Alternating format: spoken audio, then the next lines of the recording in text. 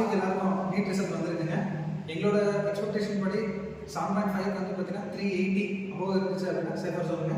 இதுவே 92.5% வந்து 480 ப்ளஸ் இருந்தால் ஒரு சேஃபர் ஜோன் நம்ம சொல்லலாங்க.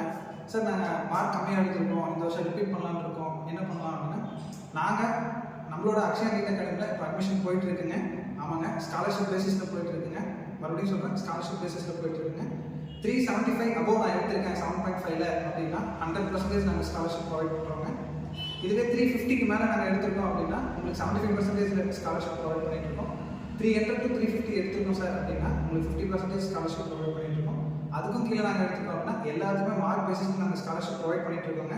இது மட்டும் இல்லாமல் பாய்ஸ் அண்ட் கேர்ள்ஸ்க்கு வந்து பார்த்தீங்கன்னா எந்த ஊர்லேருந்து வந்தாலும் தங்கி படிக்கிறதுக்கு ஹாஸ்டல் ஃபெசிலிட்டியும் நாங்கள் ரெடி பண்ணியிருக்கோங்க. 92.5% இருக்கோம் சார். நாங்கள் இங்கிலீஷ் மீடியமில் இருக்கோம் அப்படின்னா அதுக்குமே ஸ்காலர்ஷிப் பேசிஸில் போயிட்டு இருக்கேன். அது என்னன்றது நாங்கள் நெக்ஸ்ட் வீடியோவில் வந்து பார்த்தீங்கன்னா கண்டிப்பாக உடனே அப்டேட் பண்ணுறோங்க. அதுக்கும் 100% ஸ்காலர்ஷிப் வரைக்கும் நாங்கள் பிளான் பண்ணிட்டு இருக்கோங்க. நம்மளோட அக்ஷயா நீட் அகாடமி எங்கே லொக்கேட் ஆகிருக்குன்னு வந்து பார்த்தீங்கன்னா திருப்பத்தூர் டிஸ்ட்ரிக்டில் காக்கங்கரையில் லொக்கேட் ஆகிருக்கு. எக்ஸாக்டாக என்ன சொல்லணும் அப்படின்னா அக்ஷயா ஹாஸ்பிட்டலுக்கு ஆப்போசிட்லேயே இருக்குங்க.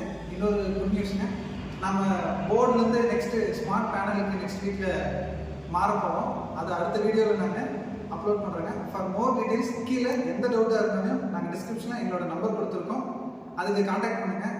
காம்படிட்டிவ் எக்ஸாமை பொறுத்த வரைக்கும் எப்பயுமே ஒன்று வெற்றி இன்னொன்று விலகல் தான். நான் இவ்வளோ முயற்சி பண்ணியும் தோல்வி அடைஞ்சிட்டேன்னு யாரும் வருத்தப்பட வேண்டாம். கண்டிப்பாக அடுத்த வருஷம் உங்களால் முயற்சி பண்ணால் ஒரு டாக்டர் ஆக முடியும். அதுக்கான உதவியை நாங்கள் செய்யறதுக்கு காத்திருக்கோம்.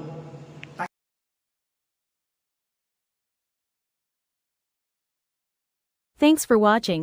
Please subscribe.